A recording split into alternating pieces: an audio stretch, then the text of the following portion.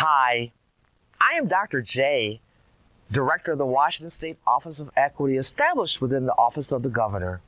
Our vision is that everyone in Washington has full access to the opportunity and resources they need to flourish and achieve their full potential. I am delighted to welcome you to the Department of Enterprise Services Supplier Diversity Training. I give a shout out to DES for providing this training to help achieve equity and justice in the public contracting and procurement space. You know, a recent study ranked Washington State as the best economy in the United States. As exciting as this news may be, the fact is that all Washingtonians do not have equal access to the economic opportunities in our prosperous state. The findings of the 2019 State of Washington Diversity Study confirmed that people of color, women, and veteran-owned businesses do not experience the same opportunities as their non-marginalized counterparts. The report cited Initiative 200 as one of the most harmful barriers that perpetuated the disparities these business owners face. So I invite you today to join us by doing your part to address the systemic impacts of Initiative 200. We need your teamwork to create a pro-equity, anti-racism, or pair culture that results in fair, honest, and equitable contracting and procurement decisions each and every time. Undoing the harm that we have caused people of color, women, and veteran-owned businesses requires us to pair up and together take bold transformative steps toward bridging opportunity gaps and reducing disparities in the state spend. Now, this is important because collectively, small businesses are the largest employer in our state, and the dollars we spend with them stays in Washington. Investing in them is not preferential treatment, it is investing in our community and future generations. Identifying and removing barriers that work against people of color, women, veteran-owned businesses, and tribes is not preferential treatment. It is justice. It has been said that if you really want to know what a person or organization values, take a look at their calendar and their checkbook. In other words, where they spend their time and their money. If you or your agency really values equity and justice for all, then let these values and the learnings you gather from this training today guide all of your procurement and contracting decisions moving forward.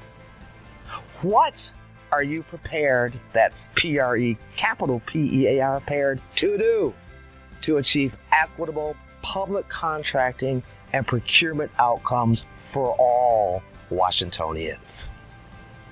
Maybe you've been advocating for pro-equity and anti-racism in contracting throughout your career. And for that, I thank you. Thank you for laying the groundwork that this policy builds on.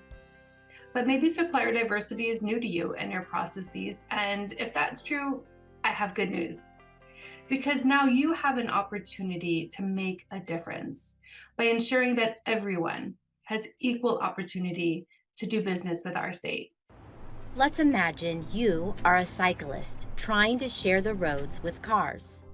We all know that roads are designed for cars. And although legally cyclists and cars are both allowed to share the roads, there are just some roads that are inaccessible or overly difficult for cyclists. Like roads weren't originally designed for cyclists, government contracts weren't designed for inclusion of small, minority, and women-owned or veteran-owned businesses.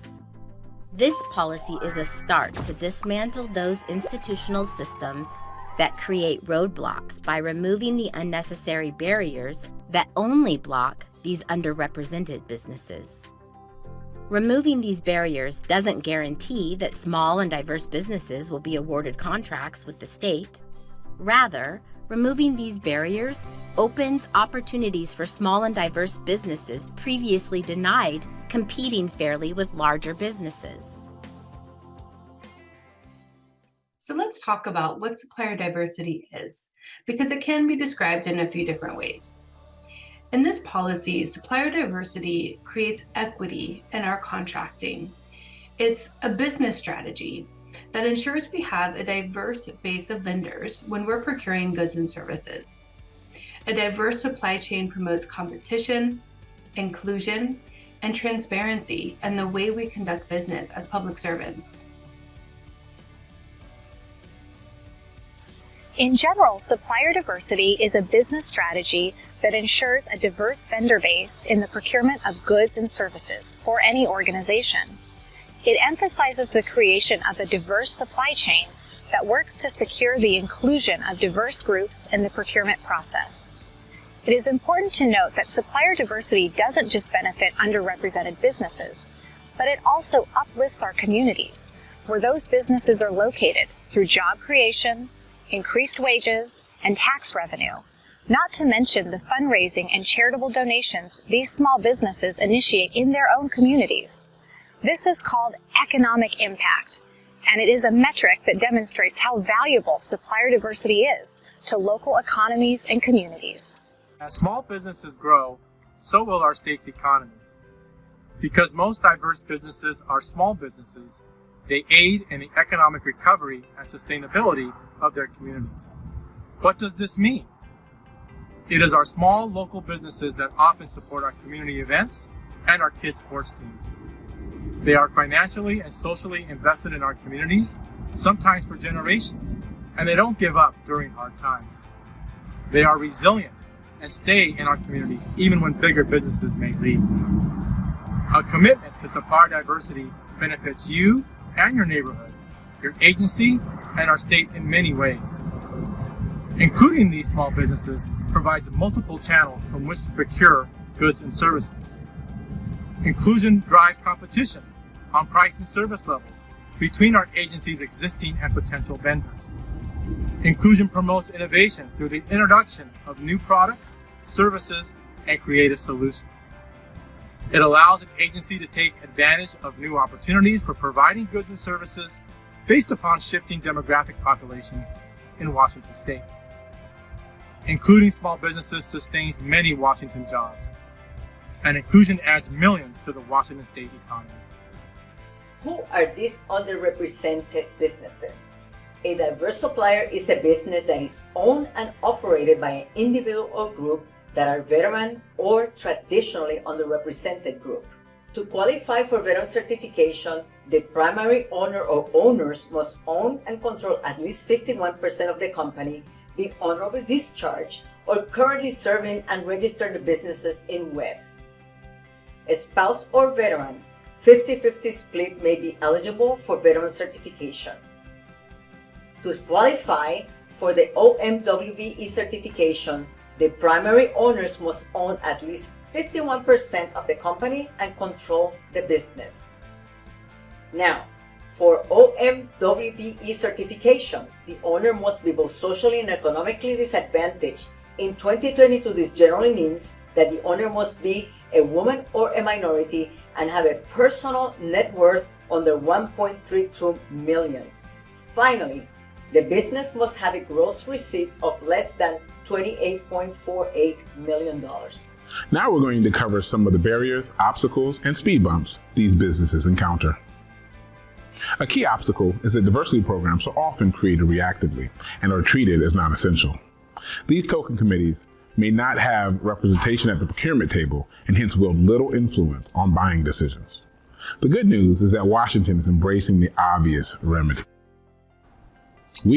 You are going beyond tokenism by making supplier diversity central to your procurement decisions. Some of the obstacles these businesses face include lack of access to information about opportunities. Small businesses may not have dedicated employees searching for and bidding on state contracts. Short bid response times do not allow enough time for small and diverse businesses to respond. Internal processes that require excessive experience requirements, such as requiring a licensed electrician on staff rather than allowing them to contract out to another small business. Lack of unbundling by region or unbundling by scope. Your agency unnecessarily requiring specific brands. Your agency requiring a specific number of full-time staff. Your solicitation creating a statement of work that is too broad and is difficult for small businesses to meet. Your agency having incumbent bias because of history of working relationships.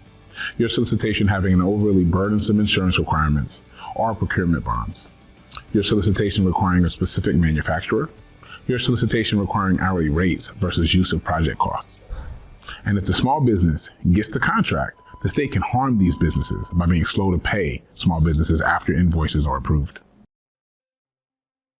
In my history of observing and creating solicitations, I've noticed that there are some requirements that at face value may seem harmless, but as I started looking into supplier diversity, I realized that these requirements really are unnecessary. For example, for years, one of our RFPs asked the bidders to have 20 years of state experience. While the goal was obviously written with good intent, it's an example of how procurement in Washington state really doesn't favor our small businesses. There are other ways for me to ensure that the bidder is qualified that doesn't require 20 years of state experience. And now that I know that, I want to be better. I want to do better. And that's a good example of how we can remove barriers when we see them for what they are. Each one of them is solvable if you want to make your procurement strategies more inclusive and you take the time to scrutinize them. So not only can we remove these barriers, but we must. And here's why.